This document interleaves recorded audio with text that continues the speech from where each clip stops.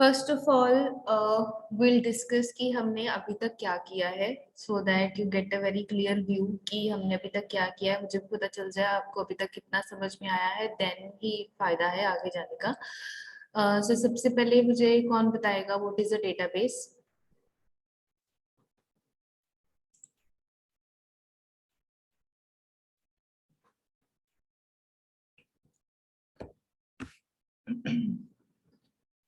What is a database?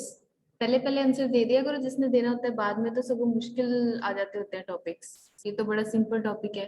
What is a database? Ma'am जिसमें हम data store करते हैं। डेटा स्टोर करते हैं, alright. Anybody else?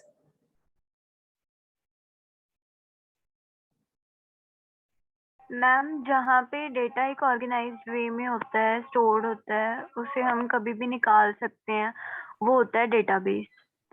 So database is a collection of raw data जिसको हम एक ऑर्डर्ड वे में स्ट्रक्चर में रिप्रेजेंट करते हैं। वो स्ट्रक्चर कोई भी हो सकता है, टेबल की फॉर्म में भी हो सकता है या डेटा किसी रिपोर्ट की फॉर्म में भी हो सकता है। बहुत अलग अलग तरीके की तरह से हम डेटाबेस में डेटा स्टोर कर सकते हैं।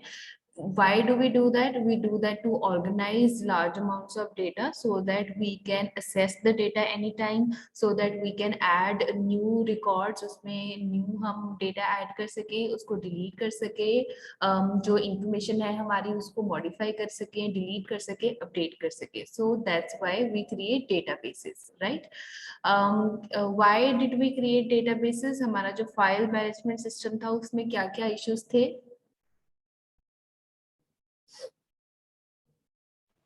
मैम पहले हम जो डेटा था उसको फाइल छोड़ के रखते थे, जिससे बहुत सारी प्रॉब्लम्स जो है वो आ जाती थी कि जैसे हमने कोई इंफॉर्मेशन चेंज करवाता है कोई बच्चा, तो वो इंफॉर्मेशन जो है वो चेंज तो हो गई, पर एक पर्सन के पास ही वो इंफॉर्मेशन चेंज होती है, जो बाकी उनके साथ जुड़े हैं लोग, चाहे वो कॉलेज के ही क्यों ना हो, कि उनके पास वो इंफॉर्मेशन चेंज नहीं होती है, जिससे इनकंसिस्टेंसी आ जाती है डेटा में।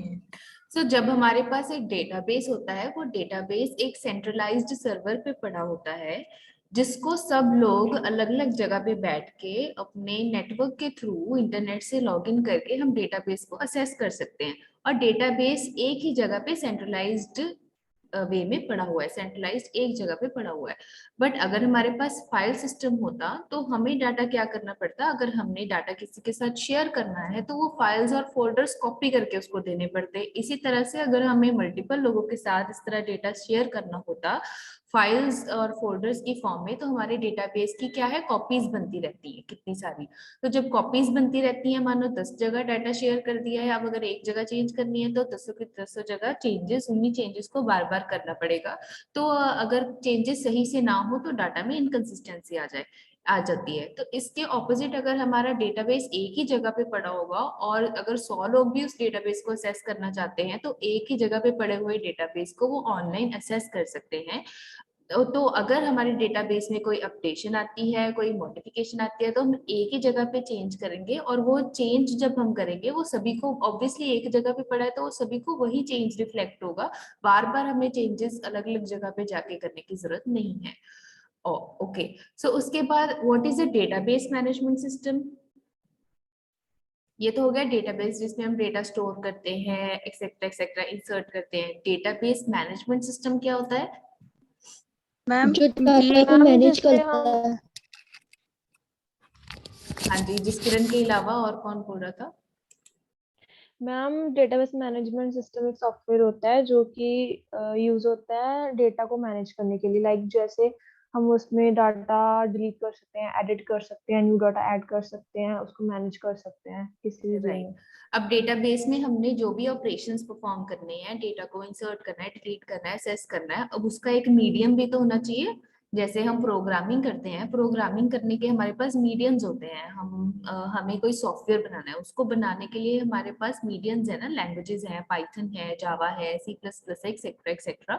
इस तरह से जब हमने एक डाटाबेस को क्रिएट करना है, उसमें डेटा को स्टोर करना है, मैनेज करना है, तो उसका एक मीडियम होना चाहिए। वो मीडियम होता है हमारे पास डेटाबेस मैनेजमेंट सिस्टम, जो कि एक्चुअल में एक सॉफ्टवेयर होता है जिसके थ्रू हम क्वेरीज, अलग अलग क्वेरीज लगा के अपने डेटाबेस को मैनेज कर सकते हैं। ठीक है, डेटाबेस क्रिएट कर सकते हैं, टेबल्स क्रिएट कर सकते हैं, जो भी हमने उसमें चेंजेस करने हैं वो हम कर सकते हैं। और इसकी एग्जांपल्स क्या है हमारे पास डेटाबेस मैनेजमेंट सिस्टम की? MySQL है, SQL सर्वर है, Oracle है, MongoDB है। तो इस तरह से हमारे पास अलग अलग तरह के डेटाबेस मैनेजमेंट सिस्टम्स अवेलेबल होते हैं, जिसमें से MySQL अब आपने पढ़ना है। अब जो MySQL है वो अकेला डेटाबेस मैनेजमेंट सिस्टम नहीं है, वो रिलेशनल डेटाबेस मैनेजमेंट सिस्टम है। आपका जो डेटाबेस मैनेजमेंट सिस्टम है ना, डेटाबेस DBMS है, उसके 3 मॉडल्स होते हैं, 3 से ज्यादा ही होते हैं, लेकिन आपको अभी 3 ही स्टडी करवाने हैं हमने। तो अब जो डेटाबेस है, जरूरी नहीं है कि हर एक डेटाबेस टेबल्स की फॉर्म में ही हो। जो डेटाबेस टेबल्स की फॉर्म में होता है उसको हम रिलेशनल मॉडल या रिलेशनल डेटाबेस मैनेजमेंट सिस्टम बोलते हैं। लेकिन उसके अलावा भी डेटाबेस को स्टोर करने के अलग अलग तरह के तरीके होते हैं। एक अलग तरह का तरीका होता है हायरार्किकल मॉडल, एक होता है नेटवर्क मॉडल, जो कि हम आगे जाके पढ़ेंगे। ठीक है, लेकिन हमारा जो मेन फोकस है इसमें वो रिलेशनल डेटाबेस मैनेजमेंट सिस्टम पे है, क्योंकि हमने MySQL करना है, जो कि एक्चुअल में रिलेशनल डेटाबेस मैनेजमेंट सिस्टम की एग्जांपल है। MySQL मींस हम उसमें टेबल्स क्रिएट करते हैं, रोज एंड कॉलम्स की फॉर्म में डेटा को स्टोर करते हैं, जिसको हम रिकॉर्ड्स बोलते हैं, और अलग अलग कॉलम्स बनाते हैं जिनको हम फील्ड्स बोलते हैं। So with all of this is actually relational database management system, जहां रिलेशनल का मतलब है टेबल, जहां रिलेशनल का क्या मतलब है? टेबल। ठीक है, इतना जस्ट मैंने आपको एक ओवरव्यू दिया। ओके, उसके बाद हमने आर्किटेक्चर स्टडी किया।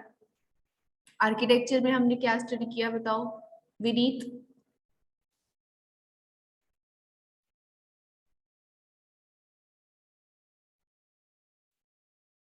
हाँ जी विनीत।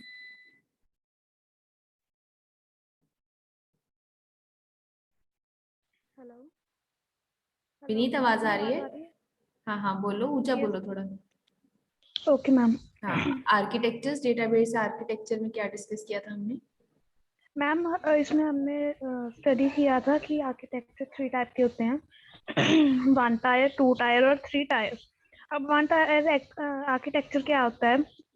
वो आर्किटेक्चर होता है जिसमें डाटाबेस है, उसके बाद सीधा यूजर है। मतलब इस अच्छा, इसकी आर्किटेक्चर ना में मैं आपको एक डाटाबेस। एग्जांपल देती हूँ, इसकी मैं आपको एक एग्जांपल देती हूँ। जैसे हमारे पास पाइथन ऑनलाइन रन करने के लिए होता है ना सिमुलेटर, इसी तरह से SQL या MySQL रन करने के लिए भी एक सिमुलेटर है हमारे पास, जिसपे आप प्रैक्टिस कर सकते हो। ठीक है, तो जस्ट मैं आपको एग्जांपल दे रही हूँ। जैसे मैंने वो सिमुलेटर खोला, ये सब मैं आपको बाद में बताऊंगी। तो ये आप देख पा रहे हो? राइट साइड पे देखो, यहाँ पे क्या लिखा हुआ है? Your database. ठीक है, टेबल नेम रिकॉर्ड्स। ओके, तो यहाँ पे उन्होंने एक डेटाबेस ऑलरेडी बना रखा है, जिसमें उनके पास ना अलग अलग टेबल्स बने हुए हैं। देखो मैं सबसे पहले टेबल पे क्लिक करती हूँ, कस्टमर्स। ठीक है, तो ये जो डेटाबेस है ये मैं उनका असेस कर पा रही हूँ। देख रहे हो आप? ये उनके डेटाबेस में टेबल्स पड़े हुए हैं। ठीक है, कस्टमर का टेबल है, कोई कैटेगरीज का टेबल है जिसमें कैटेगरीज लिखी हुई है, बेवरेजेस, कन्फेक्शंस, डेयरी प्रोडक्ट्स, ग्रेन्स वगैरह। ये कोई सप्लाई वगैरह का, सेल वगैरह का है, कोई कंपनी का डाटा है। ठीक है, ये एम्प्लॉयज हैं, उनके एम्प्लॉयज के बारे में ये टेबल्स बने हुए हैं। अब ये मुझे बताओ, ये किस आर्किटेक्चर की एग्जाम्पल है?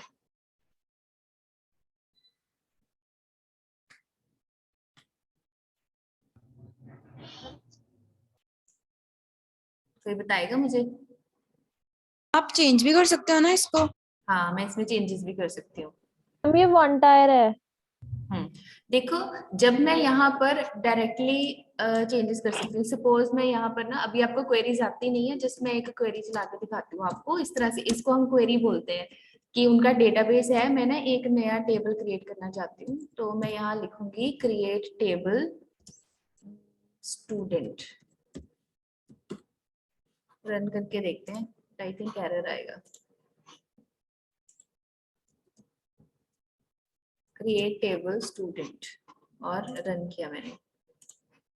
अरे चलो इसको छोड़ो, करते हैं select star from orders.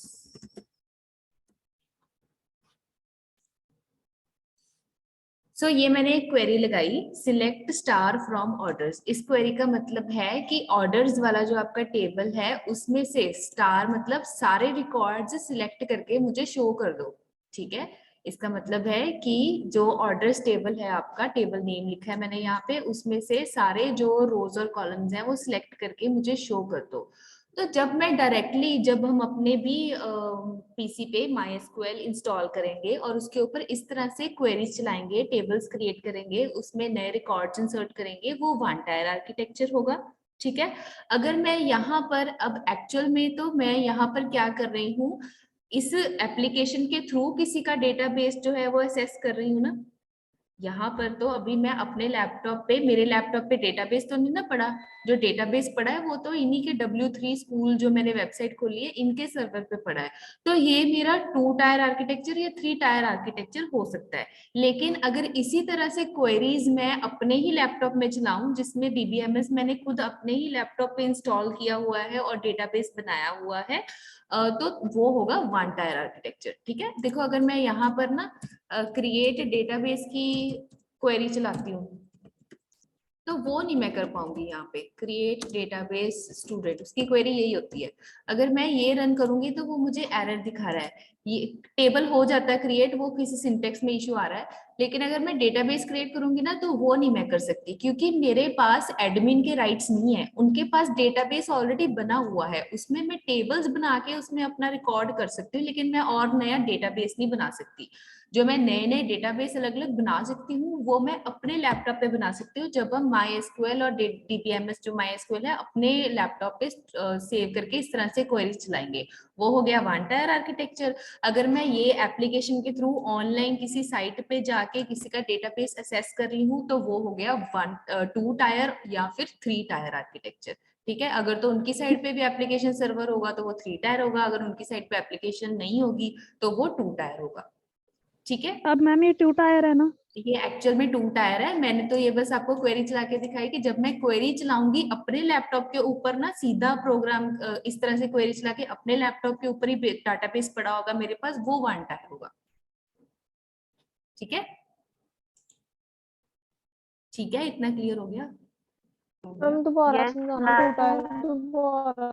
Ma'am रुको रुको, आपने लास्ट वाले में कहा कि लैपटॉप, अगर मैं अपने लैपटॉप से एक्सेस करूंगी, राइट, वो वाला, मेरी तो बात वो 1 टायर होगा। मेरी बात ध्यान से सुनो, मेरी बात ध्यान से सुनो। अगर मैं अपने ही लैपटॉप के ऊपर MySQL database management system software जो होता है उसको इंस्टॉल करके अपने ही लैपटॉप में डेटाबेस बनाकर सेव करूंगी, ठीक है, और उसके ऊपर क्वेरीज लगाऊंगी, नए नए डेटाबेस क्रिएट करूंगी, टेबल्स बनाऊंगी, और वो डेटाबेस मेरे ही लैपटॉप में सेव्ड होगा, कोई और उसको असेस नहीं कर सकता। जो मैं प्रोग्राम कर रही हूँ वही उसको असेस कर पाएगा, वो होता है वन टायर आर्किटेक्चर।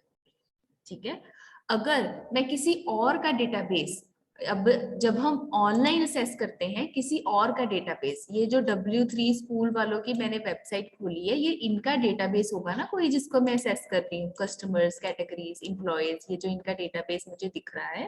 डेटाबेस मेरे लैपटॉप पे तो कहीं स्टोर्ड नहीं है, ठीक है, मेरे लैपटॉप में तो कहीं भी डेटाबेस नहीं है, मैं तो ऑनलाइन उनका डेटाबेस असेस कर रही हूँ, तो उसको हम कहते हैं 2 टायर आर्किटेक्चर।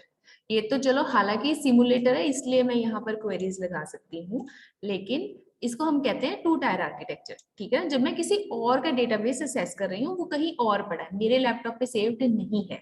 ठीक है, अब अगर मैं यहाँ पर क्वेरीज भी ना लगाऊं, सारा काम सिर्फ बटन्स के थ्रू ही करूं, तो उसको मैं बोलूंगी 3 टायर आर्किटेक्चर। ठीक है, जब जो मैंने आपको कल लॉगिन करके दिखाया था अपने कॉलेज वाला, जिसमें मैं एप्लीकेशन के थ्रू सारा कुछ लॉगिन कर रही हूँ, उसको हम 3 टायर आर्किटेक्चर बोलते हैं। अगर मैं एप्लीकेशन के थ्रू किसी और का डेटा जो है वो असेस कर रही हूँ तो उसको हम 3 टायर आर्किटेक्चर बोलते हैं। ठीक है, क्लियर हुआ कि नहीं हुआ? मैं फिर से एक बार खोलती हूँ। Yes ma'am. इसमें इतना ज्यादा दिमाग खपाने की जरूरत नहीं है, सिंपल सा एक कंसेप्ट ही है। आप 2 और 3 में कंफ्यूज मत हो, ठीक है? बस 1 और 2 में डिफरेंस समझ लो, 1 और मल्टीपल टायर में डिफरेंस समझ लो। 1 टायर मतलब जब हम खुद प्रोग्राम करते हैं, जब हमारे लैपटॉप में सारा कुछ अवेलेबल होता है। 2 या 3 टायर जब हम ऑनलाइन किसी और का डेटाबेस एक्सेस करते हैं जो हमारे लैपटॉप पे नहीं पड़ा, किसी और के लैपटॉप पे पड़ा है, सर्वर पे पड़ा है या वर्क स्टेशन पे पड़ा है, हमें नहीं पता कहाँ पड़ा है, हमने सिर्फ ऑनलाइन एक्सेस किया, बस बात खत्म। ठीक है? तो मैम 2 और 3 सेम ही है? नहीं नहीं, 2 और 3 सेम नहीं है। 2 और 3 में सिर्फ एक एप्लीकेशन सर्वर का फर्क पड़ता है। जब हमारे पास 2 टायर आर्किटेक्चर होता है तो हम एप्लीकेशन के थ्रू डेटाबेस को असेस करते हैं, ठीक है? जब 3 टायर होता है, जहां पर डेटाबेस पड़ा है वहां पर भी अगर किसी ने डेटाबेस को असेस करना है, वो भी एप्लीकेशन के थ्रू करता है, तो उसको हम 3 टायर आर्किटेक्चर बोलते हैं। रुक जाओ जरा।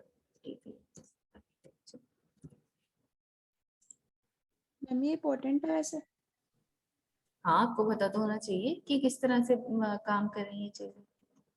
ये देखो, आप इस फोटो से क्लियर होना चाहिए। यूजर है मैं, एप्लीकेशन है, कोई भी एप्लीकेशन हो सकती है ऑनलाइन, जिसके थ्रू हम लॉगिन पासवर्ड लगा के एक सॉफ्टवेयर खोल लिया, बटन वगैरह लगे हुए हैं, मैं उसके थ्रू डेटाबेस को सीधा असेस कर सकती हूँ और पीछे सर्वर पे डेटाबेस पड़ा है, बात खत्म।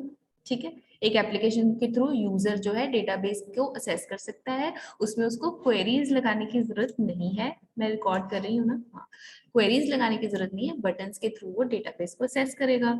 3 टायर आर्किटेक्ट, हाँ इसमें क्या है, 2 टायर में दोबारा से सुनो, अगर किसी ने डेटाबेसेस में चेंजेस करने हैं, अपडेशंस करनी है सर्वर वाली साइड पे, तो उसको क्वेरीज लगानी पड़ेंगी।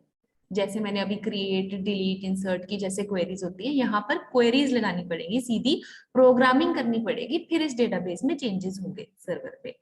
लेकिन 3 टायर आर्किटेक्चर में क्या होता है, यूजर के पास भी एक एप्लीकेशन है डेटाबेस को एक्सेस करने के लिए, और जो सर्वर है उसके पास भी एक एप्लीकेशन है, उस इंसान के पास भी एक एप्लीकेशन है डेटाबेस में चेंजेस करने के लिए। यहाँ पे अगर उसको डेटाबेस में कुछ चेंजेस करने हैं, उसको क्वेरीज नहीं लगानी है, उसके पास भी एक एप्लीकेशन है जिसके बटन्स वगैरह के थ्रू वो डेटाबेस में चेंजेस कर सकता है। ठीक है? यहाँ पर एक एप्लीकेशन इन्वॉल्व है यूजर वाली साइड पे, यहाँ पर 2 एप्लीकेशंस इन्वॉल्व है, यूजर और सर्वर दोनों के ही इस तरह से एप्लीकेशन मिल जाती है जिसके थ्रू वो चेंजेस कर सकते हैं। बस इतनी सी तो बात है इसमें, पता नहीं क्यों आप इतना कंफ्यूज हो रहे हो। इतना क्लियर हो गया? Yes Yes, ma'am, ma'am. Yes इसको मैम। दोबारा से एकदम अच्छे से स्टडी करना, डायग्राम्स वगैरह को। ठीक है? ओके, सो अब हम आते हैं structure of database management system. Architecture हमने देख लिया कि कौन सी चीज किस तरह से प्लेस होती है, कौन सी चीज किस तरह से सेस होती है एप्लीकेशन के थ्रू, एक्सेट्रा एक्सेट्रा। अब जो हमारा डेटाबेस मैनेजमेंट सिस्टम है, इंटरनली काम कैसे करता है। जब मैंने उसको एक क्वेरी दी कि तुम डेटाबेस में से इस टेबल के सारे रोज और कॉलम्स निकाल के मुझे दिखाओ, तो वो क्वेरी प्रोसेस कैसे होती है, डेटाबेस में से निकल के कैसे आती है, उसको हम structure of database management system में पढ़ेंगे। ठीक है? तो database management system is a software that allows access to data stored in a database and provides an easy and effective method of, हम क्या क्या कर सकते हैं, डिफाइन कर सकते हैं इंफॉर्मेशन को, स्टोर कर सकते हैं, मैनिपुलेट कर सकते हैं इंफॉर्मेशन को, थेफ्ट से या क्रैशेस से बचा सकते हैं, और अलग अलग असेस परमिशंस लोगों को दे सकते हैं। असेस परमिशंस ऐसे मतलब जैसे हम टीचर्स हैं, मैं डेटाबेस में नंबर चढ़ा सकती हूँ, ठीक है, मैं आपके नंबर चढ़ा सकती हूँ, नंबर देख सकती हूँ, अटेंडेंस चढ़ा सकती हूँ, लेकिन मैं किसी बच्चे बच्चे का डाटा डिलीट या ऐड नहीं कर सकती। तो मेरे पास कितने का परमिशन है कि आप बस नंबर ही चढ़ा सकते हो। तो अलग अलग लोगों को अलग अलग परमिशंस होती हैं। जो एडमिन ब्लॉक में या एग्जामिनेशन ब्लॉक में बैठे हैं उनको परमिशन होगी कि बच्चे का डाटा आप ऐड कर दो, डिलीट कर दो, लेकिन मेरे पास वो परमिशन नहीं है। तो डेटाबेस में इस तरह से अलग अलग यूजर्स को, अलग अलग लोगों को हम अलग अलग टाइप की परमिशंस दे सकते हैं कि आप इसमें क्या चीज कर सकते हो और क्या चीज नहीं कर सकते हो। ठीक है, तो डेटाबेस मैनेजमेंट सिस्टम का जो स्ट्रक्चर है वो 3 हिस्सों में बांट दिया जाता है, जिनका नाम है क्वेरी प्रोसेसर। ठीक है, क्वेरी प्रोसेसर मींस जब हमने डेटाबेस में कोई क्वेरी डाली तो क्वेरी डालने मैम के बाद, हाँ जी मैम ना स्क्रीन बहुत जूम होके दिख रही है, नहीं, एडवर्टीजमेंट वगैरह दिख मैंने तो जूम ही नहीं करी। मैम दिख रही है ना, एडवर्टीजमेंट वगैरह दिख रही है वो। मैम वो अगर वो फोन पे यूज कर रही होगी ना, उसने डबल क्लिक कर दिया होगा, उससे जूम हो हाँ, जाती है। डबल क्लिक करो, थोड़ा पीछे हो जाएगा आपके, मैम अब यहाँ भी हो गया ठीक। ठीक ठीक है। है, तो 3 कंपोनेंट होते हैं डेटाबेस मैनेजमेंट सिस्टम में। एक होता है क्वेरी प्रोसेसर। ठीक है, क्वेरी प्रोसेसर क्या करता है, जब हमने डेटाबेस में क्वेरी डाली, ठीक है, कि क्रिएट टेबल दिस, तो वो किस तरह से प्रोसेस होगी। अब जो हम क्वेरी डालते हैं वो अलग अलग तरीके से आ सकती है। ठीक है, वो किस तरह से प्रोसेस होती है वो है इसमें। उसके बाद है स्टोरेज मैनेजर। जब हमारे पास डेटा आता है वो किस तरह से वापस हम यूजर को भेजते हैं, किस तरह से डेटा स्टोर होता है, वो सारी चीजें हमारे पास स्टोरेज मैनेजर में होती हैं। उसके बाद आती है disk storage. Disk storage is actually where are database is located. Disk storage actually वो डिस्क होती है जहां पर एक्चुअल में हमारा डेटाबेस मेमोरी में स्टोर्ड होता है सर्वर पे। ठीक है, तो ये 3 कंपोनेंट्स हमारे डेटाबेस मैनेजमेंट सिस्टम में अवेलेबल होते हैं। अब धीरे धीरे करें। ओके, तो यस सबसे मैम। पहला हमारे पास जो कंपोनेंट है उसको हम बोलते हैं क्वेरी प्रोसेसर। ठीक है, अब क्वेरीज जो हैं वो अलग अलग तरह से जा सकती हैं। जिस तरह का आर्किटेक्चर होगा उसके बेसिस पे क्वेरीज भी उसी तरह से जाएंगी। अगर आर्किटेक्चर 2 टायर है या 3 टायर है तो हो सकता है क्वेरी किसी एप्लीकेशन के थ्रू आए, एप्लीकेशन प्रोग्राम के थ्रू आए। अगर 1 टायर आर्किटेक्चर है तो यूजर सीधी क्वेरी देगा। अगर कोई एडमिन बैठा है तो एडमिनिस्ट्रेशन की तरफ से क्वेरी आएगी। ठीक है, अब एडमिन का मतलब यहाँ पे क्या होता है, अच्छा, जब हमारे पास डेटाबेस होता है ना तो उसका हमेशा एक होता है डीबीए। देख रहे हो यहाँ पे लिखा हुआ है डीबीए। इसका मतलब होता है, इसकी फुल फॉर्म है डेटाबेस एडमिनिस्ट्रेटर। Database administrator. जो भी हमारे पास ऑफिशियल डेटाबेसेस होते हैं, जैसे यूनिवर्सिटी का डेटाबेस हो गया, बैंक का डेटाबेस हो गया, तो मैंने आपको असेस परमिशंस बताई ना कि हर एक को अलग अलग परमिशंस होती हैं। अब डेटाबेस नया डेटाबेस क्रिएट करना है, नया टेबल क्रिएट करना है, कोई भी नई चीज जब हमने क्रिएट करनी है, जैसे मैंने कल आपको डीडीएल बताई थी, डेटा डेफिनेशन लैंग्वेज, कोई भी चीज नए सिरे से डिफाइन करनी है, डिलीट करनी है या क्रिएट करनी है, वो जो परमिशन है सिर्फ डेटाबेस एडमिनिस्ट्रेटर को ही होती है, जो कि डेटाबेस को हैंडल करता है सर्वर साइड पे। ठीक है, यूजर्स के पास तो चलो अलग अलग टाइप की परमिशन है, वो थोड़ा बहुत ऐड कर सकते हैं चीजें, मतलब जो भी उनको परमिशन दी गई है वो कर सकते हैं। लेकिन नया डाटाबेस, नया टेबल क्रिएट करना, डिलीट करना, वो सारी जो चीजों की परमिशन होती है वो सिर्फ डेटाबेस एडमिनिस्ट्रेटर के पास ही होती है। ठीक है, तो आप ऊपर ये जो ऊपर वाला हिस्सा है वो देख रहे हो, क्वेरीज किसके थ्रू आ सकती हैं, या तो डेटाबेस एडमिनिस्ट्रेटर कोई क्वेरी डाल सकता है, ठीक है, या यूजर्स की तरफ से कोई क्वेरी आ सकती है, ठीक है, या एप्लीकेशन प्रोग्राम के थ्रू, अगर कोई एप्लीकेशन के थ्रू डेटाबेस को एक्सेस कर रहा है बटन्स के थ्रू, तो उसके थ्रू कोई क्वेरी आ सकती है। इतना क्लियर हो गया कि क्वेरी प्रोसेसर में किस तरह से 3 टाइप्स की क्वेरीज आ सकती हैं, किन किन अलग अलग जगहों से क्वेरीज आ सकती हैं, इतना क्लियर हो गया। Yes ma'am. ओके, सबसे पहले जब एप्लीकेशन प्रोग्राम के थ्रू क्वेरी आती है, ठीक है, किसी ने ऑनलाइन एप्लीकेशन यूज करके कोई बटन दबा के पीछे क्या जाता है, क्वेरी जाती है। अब वो क्वेरी कहाँ जाती है, DML कंपाइलर में जाती है। आप प्लीज सिर्फ सुनो मत, प्लीज कीप कॉपीज असाइड, क्योंकि ये ऐसे ही फेड अवे हो जाएगा। ठीक है, कॉपीज को साइड पे रखो, जिस जिस तरह से मैं प्रोसेस बता रही हूँ उसको नोट करते जाओ, तो फिर आपके लिए ज्यादा इजी हो जाएगा, फिर अगली बार आपको फिर से भूल जाएगा कि ये क्या बताया था मैम ने। तो 3 तरीके की क्वेरीज आती हैं। सबसे पहले अगर एप्लीकेशन प्रोग्राम की तरफ से क्वेरी आई, क्वेरी आके हमेशा सबसे पहले जाती है DML कंपाइलर में। DML कंपाइलर, अब कंपाइलर का क्या मतलब होता है, इसमें भी कंपाइलर का सेम ही मतलब है कि वो हाई लैंग्वेज में, हाई लेवल लैंग्वेज को लो लेवल लैंग्वेज में कन्वर्ट कर देगा, ठीक है। अब मैंने कल आपको उस दिन बताया था DDL क्या होती है, इसीलिए मैं DDL और DML बताना था आपको। चलो मैं ओवरव्यू देती हूँ आपको। DDL तो चलो जो चीज नए सिरे से क्रिएट करनी है या डिलीट करनी है वो होता है DDL, data definition language. DML होता है डेटा मैनिपुलेशन लैंग्वेज, ठीक है, डेटा मैनिपुलेशन लैंग्वेज। अगर हमने डेटा को मैनिपुलेट करना है, दैट मीन्स हमारा टेबल ऑलरेडी बना हुआ है, लेकिन उसमें मैंने कोई रिकॉर्ड ऐड करना है, किसी बच्चे के नंबर ऐड करने हैं, किसी बच्चे का फोन नंबर ऐड करना है, या सारी इंफॉर्मेशन ऐड करनी है, इंसर्ट करनी है कोई चीज, तो वो DML के अंडर आती है। अगर हमने कोई ना कोई मैनिपुलेशन करनी है अपने डाटा में, कुछ क्रिएट नहीं करना, सिर्फ कुछ अपडेट करना है, तो अपडेट करने वाली जितनी भी क्वेरीज आती हैं वो डेटा मैनिपुलेशन लैंग्वेज DML के अंडर आती हैं। तो एप्लीकेशन प्रोग्राम की तरफ से जितनी भी क्वेरीज हमारे पास आएंगी, क्योंकि एप्लीकेशन प्रोग्राम को सिर्फ मैनिपुलेट करने का असेस होता है, कुछ चीजें क्रिएट या डिलीट करने का असेस नहीं होता है।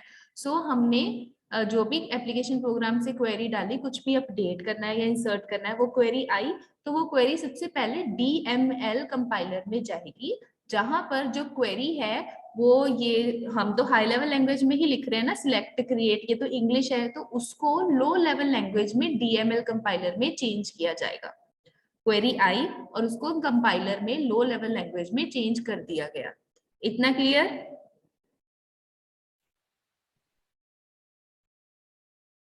इतना क्लियर हो गया? Yes ma'am. ठीक है, उसके बाद हम जाएंगे लेफ्ट साइड। लेफ्ट साइड पे जो हमारी क्वेरी है वो क्वेरी प्रोसेसर में जाएगी।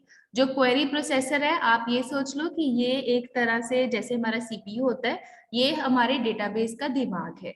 क्वेरी प्रोसेसर क्या करेगा, साफ नाम से पता चल रहा है, क्वेरी को प्रोसेस करेगा। दैट मीन्स अब जो क्वेरी है हमारी लो लेवल लैंग्वेज में बदल चुकी है, अब वो उस क्वेरी को समझेगा कि ये क्या कहने की कोशिश कर रही है, ये क्या मांग रही है मुझसे, ठीक है, ये क्वेरी मुझसे क्या डेटा मांग रही है।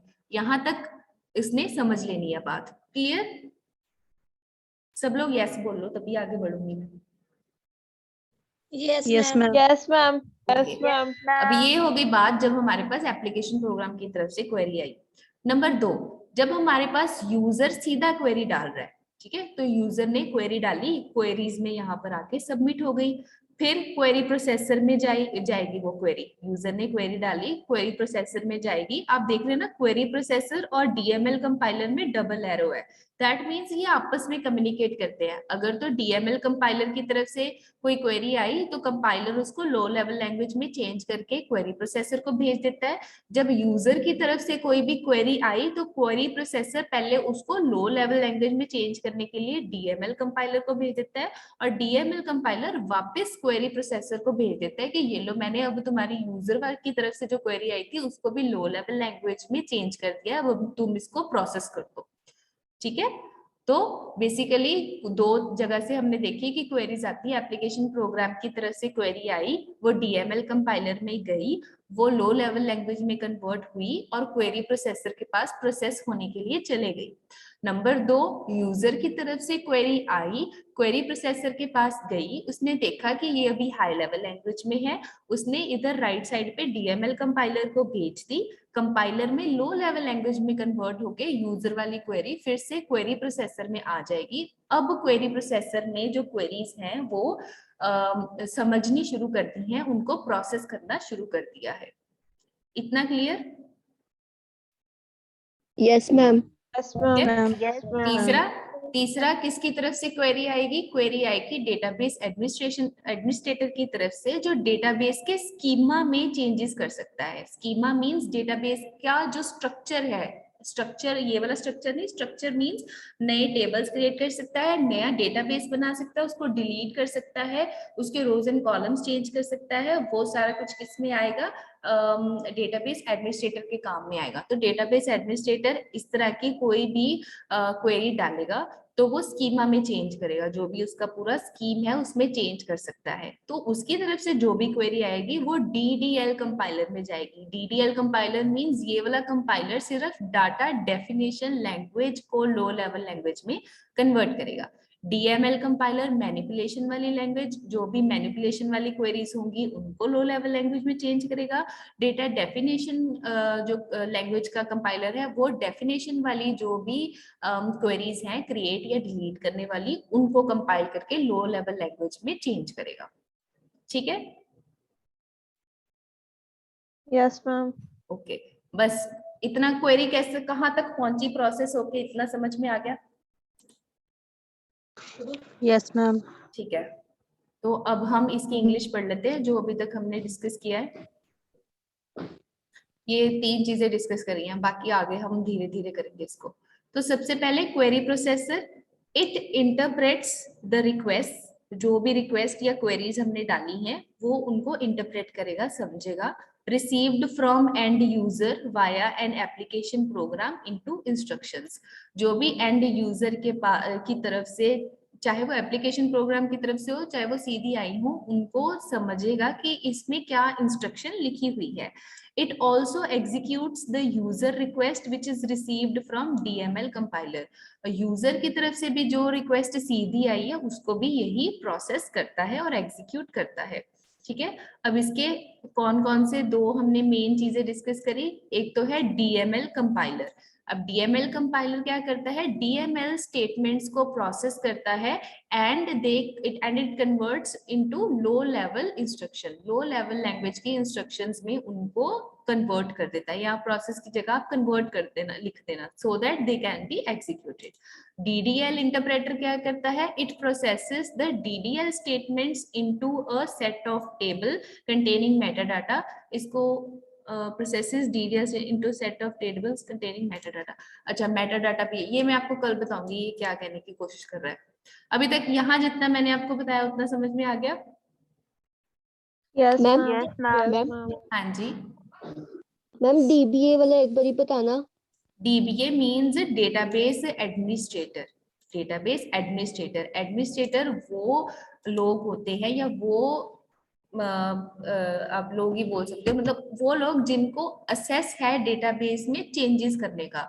मैनिपुलेशंस अलग चीज होती हैं, ये मैं आपको यहाँ पे देखो अभी बताती हूँ, दोनों में डिफरेंस बताती हूँ। मैनिपुलेशन मींस अगर तो हम उसमें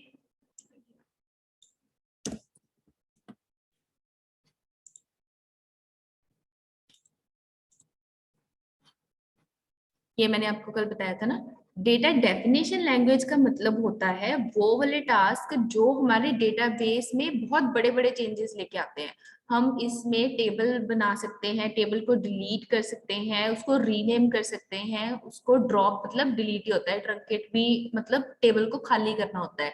ये वाले जो राइट्स होते हैं ये हमारे पास नहीं होते, जो नॉर्मल यूजर्स होते हैं। इस तरह के जो राइट्स होते हैं डेटाबेस में इतने बड़े चेंजेस लाने वाले, वो जो परमिशन होती है वो सिर्फ डेटाबेस एडमिनिस्ट्रेटर को ही होती है।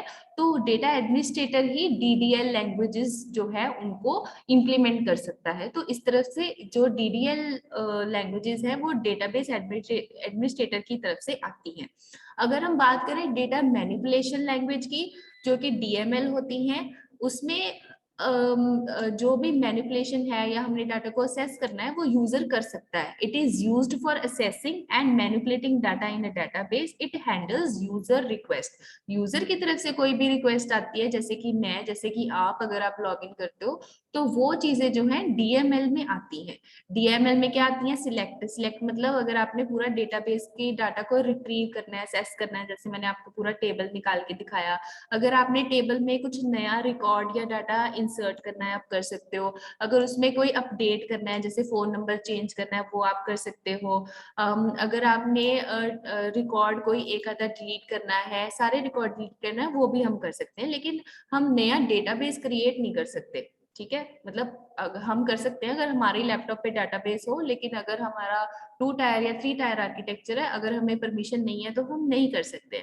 तो इस तरह से अलग अलग टाइप की मैनिपुलेशन लैंग्वेज होती हैं जो यूजर की तरफ से आती हैं, और डाटा डेफिनेशन लैंग्वेज जो है वो डीबीए की तरफ से आती हैं, जो डाटाबेस एडमिनिस्ट्रेटर होता है उसको ही परमिशन होती है ये चीजें करने की। ठीक है, आज मेन पर्पस ये था कि पिछला रिवाइज करना है, और जस्ट क्वेरी किस किस जगह से आ सकती है और वो कैसे क्वेरी प्रोसेसर तक पहुंचती है वो हमने देखना था। बाकी आगे वो डीबीएमएस में से कैसे डाटा निकलता है, कैसे यूजर के पास पहुंचता है, क्या क्या चीजें इसमें होती हैं वो हम कल करेंगे। ठीक है, ओके मैम। इतना क्लियर हो गया? Okay ma'am. इतना क्लियर हो गया? मैम ये यूट्यूब पे डाल देना वीडियो। हाँ हाँ, मैंने इससे पिछली वाली आज सुबह की भी डाल दी है, बस अब मैं सभी लेक्चर ले लूँ ना, ये और अगले भी जो 2 है फिर मैं इकट्ठी डाल दूंगी। ओके, चलो लेस देन 1 मिनट रह गया ओके है, मैम। बाय 1:20 पे लगाना लेक्चर।